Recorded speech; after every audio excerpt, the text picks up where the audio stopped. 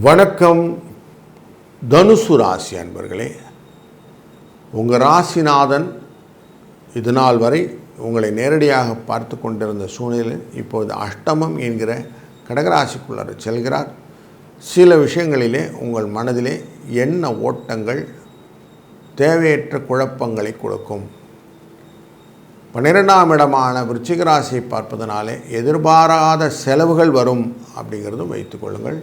வெளிநாடு வெளிநாட்டு தொடர்பு வர்த்தகங்கள் மூலியமாக வரக்கூடிய தொடர்புகளும் மறைமுக செலவுகளும் உண்டு.